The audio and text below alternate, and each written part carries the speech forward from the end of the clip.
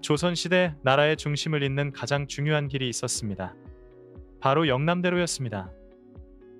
이 길은 오늘날의 경부고속도로처럼 한양과 부산을 연결하며 수많은 사람들의 삶과 꿈을 이어주는 거대한 대동맥이었죠. 관리들은 공무를 수행하기 위해, 선비들은 과거 시험을 보러 가기 위해, 그리고 전국을 떠돌던 보부상들은 생계를 이어가기 위해 이 길을 걸었습니다.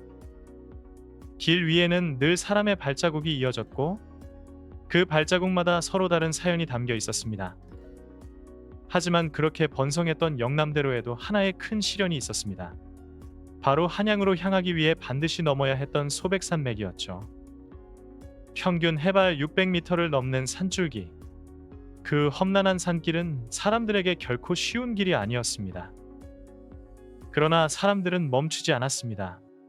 북쪽의 중령, 중앙의 조령, 그리고 남쪽의 추풍령. 세 가지 길을 통해 산맥을 넘으며 각자의 여정을 이어갔습니다. 그리고 어떤 길을 선택하느냐에 따라 그 아래 도시들의 운명도 함께 달라졌습니다. 그 중에서도 가장 많은 사람들이 선택한 길은 중앙의 조령, 지금의 문경세제였습니다. 이 길을 이용하면 동네에서 한양까지 약 14일, 다른 길보다 하루나 이틀 정도 빠르게 도착할 수 있었습니다. 그 하루, 이틀의 차이는 조선시대 사람들에게 단순한 시간의 차이가 아니라 삶과 기회의 차이였죠. 그래서 문경세제는 자연스럽게 한양으로 가는 가장 빠른 길로 이름을 알렸습니다. 사람들의 발길이 모이자 문경은 번영의 중심지가 되었습니다. 공무 중인 관리들을 위해 나라에서 여관을 세우고 상인과 여행객들이 쉬어갈 수 있는 주막과 장시가 활기를 띠었습니다. 문경은 단순한 길목이 아니라 길과 사람이 어우러지는 살아있는 도시였습니다.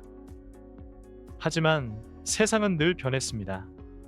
임진왜란을 거치면서 국방의 중요성이 부각되자 문경세제에는 세 개의 견고한 관문이 세워졌습니다. 그곳은 단순한 통행로가 아니라 나라를 지키는 군사적 요충지이자 백성들의 안전을 보장하는 수문장이었습니다.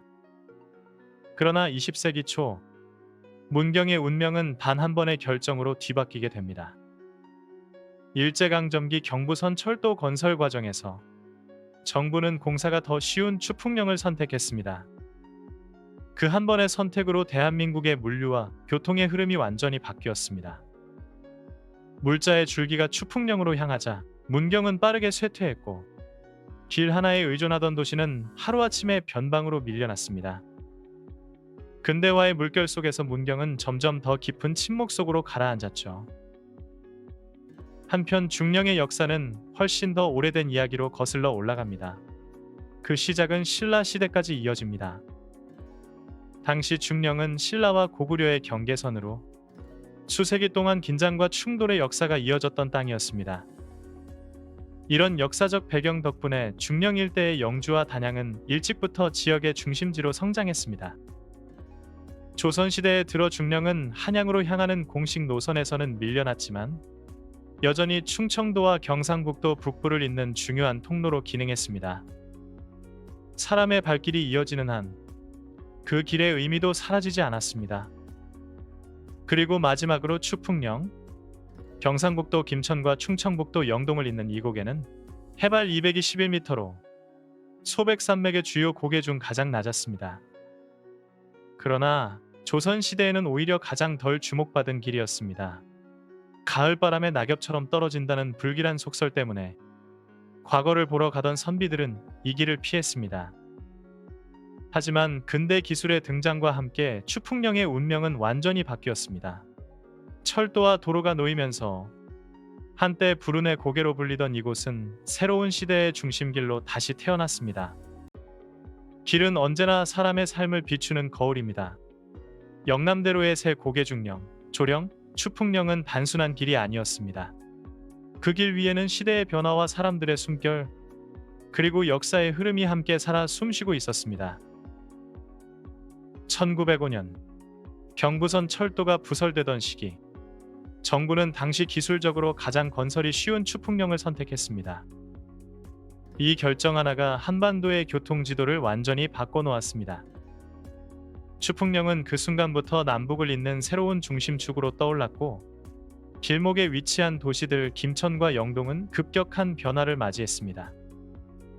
특히 김천은 조선시대까지만 해도 단지 주변 농산물을 모아 파는 조용한 집산지에 불과했지만 경부선이 지나간 이후에는 교통의 요지로 급성장했습니다. 과거 문경과 상주가 영남의 관문이었다면 이제 그 자리는 김천으로 옮겨갔습니다. 그리고 근대화의 흐름 속에서 김천은 구미와 함께 경상북도를 대표하는 산업도시로 성장했습니다. 소백산맥의 끝자락에는 지리산을 중심으로 한 험준한 산악지대가 있습니다. 이 산맥은 오래전부터 영남과 호남을 가르는 자연의 경계선이자 문화의 경계선이기도 했습니다. 그 경계의 한가운데에 교통의 요지로 자리 잡은 도시가 바로 남원입니다.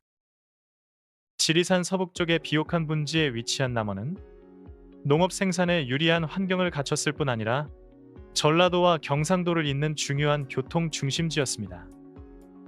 삼국시대부터 남원은 군사적으로 매우 중요한 전략 요충지였고 통일신라 시대에는 행정과 군사를 관장하던 남원경이 설치되어 지역의 핵심 도시로 기능했습니다.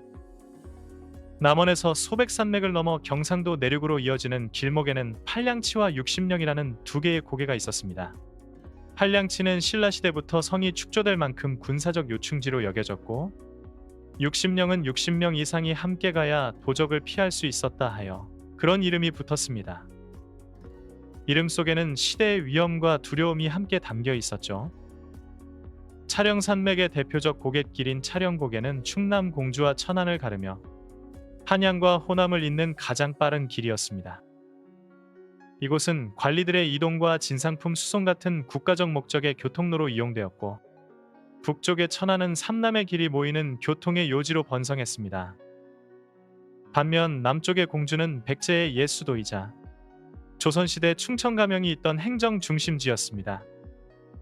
그러나 근대 교통기술의 발전과 함께 경부선과 호남선 철도가 공주를 우회하면서 도시는 쇠퇴의 길로 접어들었습니다. 노령산맥의 갈제고개는 전남과 전북을 가르는 가장 중요한 길목이었습니다. 갈대가 많아 붙은 이름처럼 이곳은 언어와 풍습이 달라지는 문화적 경계선이기도 했습니다. 고개의 높이는 276m로 낮았지만 험한 지형과 잦은 도적 때문에 넘기 어려운 고개로 악명이 높았습니다. 조선 중종 때는 도적의 약탈이 심해 군사가 주둔할 정도였다고 하죠. 그럼에도 불구하고 갈제고개는 한양과 호남을 잇는 삼남대로의 필수 경로로 관리와 선비, 보부상들의 발걸음이 끊이지 않았습니다. 고개 아래의 정읍과 장성은 이런 사람들을 위한 숙박과 상업 기능으로 번성했고 지역 중심지로 자리 잡았습니다. 그러나 오늘날 시대의 변화와 함께 전라도의 중요성이 줄어들면서 도시의 위상도 예전 같지 않습니다.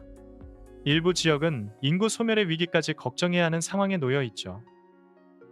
오늘 우리는 대한민국의 산악 지형이 도시의 발전에 어떤 영향을 미쳐왔는지를 살펴보았습니다. 산은 단절의 상징이 아니었습니다. 험준한 산세 속에서도 사람과 물자를 이어주는 길이 있었고 그 길 위에서 도시들은 생명을 얻었습니다. 결국 도시의 성패를 가르는 것은 길이 아니라 그 길 위에서 얼마나 많은 사람이 모이고 머물며 이야기를 만들어내느냐였습니다. 좋아요와 구독 부탁드립니다. 다음 도시에서 다시 인사드리겠습니다. 시청해주셔서 감사합니다. 조선시대 나라의 중심을 잇는 가장 중요한 길이 있었습니다. 바로 영남대로였습니다. 이 길은 오늘날의 경부고속도로처럼 한양과 부산을 연결하며 수많은 사람들의 삶과 꿈을 이어주는 거대한 대동맥이었죠. 관리들은 공무를 수행하기 위해, 선비들은 과거 시험을 보러 가기 위해, 그리고 전국을 떠돌던 보부상들은 생계를 이어가기 위해 이 길을 걸었습니다. 길 위에는 늘 사람의 발자국이 이어졌고 그 발자국마다 서로 다른 사연이 담겨 있었습니다. 하지만 그렇게 번성했던 영남대로에도 하나의 큰 시련이 있었습니다. 바로 한양으로 향하기 위해 반드시 넘어야 했던 소백산맥이었죠. 평균 해발 600m를 넘는 산줄기, 그 험난한 산길은 사람들에게 결코 쉬운 길이 아니었습니다. 그러나 사람들은 멈추지 않았습니다. 북쪽의 중령, 중앙의 조령, 그리고 남쪽의 추풍령. 세 가지 길을 통해 산맥을 넘으며 각자의 여정을 이어갔습니다. 그리고 어떤 길을 선택하느냐에 따라 그 아래 도시들의 운명도 함께 달라졌습니다. 그 중에서도 가장 많은 사람들이 선택한 길은 중앙의 조령, 지금의 문경세제였습니다. 이 길을 이용하면 동네에서 한양까지 약 14일, 다른 길보다 하루나 이틀 정도 빠르게 도착할 수 있었습니다. 그 하루, 이틀의 차이는 조선시대 사람들에게 단순한 시간의 차이가 아니라 삶과 기회의 차이였죠. 그래서 문경세제는 자연스럽게 한양으로 가는 가장 빠른 길로 이름을 알렸습니다. 사람들의 발길이 모이자 문경은 번영의 중심지가 되었습니다. 공무 중인 관리들을 위해 나라에서 여관을 세우고 상인과 여행객들이 쉬어갈 수 있는 주막과 장시가 활기를 띠었습니다. 문경은 단순한 길목이 아니라 길과 사람이 어우러지는 살아있는 도시였습니다. 하지만 세상은 늘 변했습니다. 임진왜란을 거치면서 국방의 중요성이 부각되자 문경세제에는 세 개의 견고한 관문이 세워졌습니다. 그곳은 단순한 통행로가 아니라 나라를 지키는 군사적 요충지이자 백성들의 안전을 보장하는 수문장이었습니다. 그러나 20세기 초 문경의 운명은 단 한 번의 결정으로 뒤바뀌게 됩니다. 일제강점기 경부선 철도 건설 과정에서 정부는 공사가 더 쉬운 추풍령을 선택했습니다. 그 한 번의 선택으로 대한민국의 물류와 교통의 흐름이 완전히 바뀌었습니다. 물자의 줄기가 추풍령으로 향하자 문경은 빠르게 쇠퇴했고 길 하나에 의존하던 도시는 하루아침에 변방으로 밀려났습니다. 근대화의 물결 속에서 문경은 점점 더 깊은 침묵 속으로 가라앉았죠. 한편 중령의 역사는 훨씬 더 오래된 이야기로 거슬러 올라갑니다. 그 시작은 신라 시대까지 이어집니다. 당시 중령은 신라와 고구려의 경계선으로 수세기 동안 긴장과 충돌의 역사가 이어졌던 땅이었습니다. 이런 역사적 배경 덕분에 중령 일대의 영주와 단양은 일찍부터 지역의 중심지로 성장했습니다. 조선시대에 들어 중령은 한양으로 향하는 공식 노선에서는 밀려났지만 여전히 충청도와 경상북도 북부를 잇는 중요한 통로로 기능했습니다. 사람의 발길이 이어지는 한 그 길의 의미도 사라지지 않았습니다. 그리고 마지막으로 추풍령, 경상북도 김천과 충청북도 영동을 잇는 이 고개는 해발 221m로 소백산맥의 주요 고개 중 가장 낮았습니다. 그러나 조선시대에는 오히려 가장 덜 주목받은 길이었습니다. 가을바람에 낙엽처럼 떨어진다는 불길한 속설 때문에 과거를 보러 가던 선비들은 이 길을 피했습니다. 하지만 근대 기술의 등장과 함께 추풍령의 운명은 완전히 바뀌었습니다. 철도와 도로가 놓이면서 한때 불운의 고개로 불리던 이곳은 새로운 시대의 중심길로 다시 태어났습니다. 길은 언제나 사람의 삶을 비추는 거울입니다. 영남대로의 새 고개중령, 조령, 추풍령은 단순한 길이 아니었습니다. 그 길 위에는 시대의 변화와 사람들의 숨결, 그리고 역사의 흐름이 함께 살아 숨쉬고 있었습니다.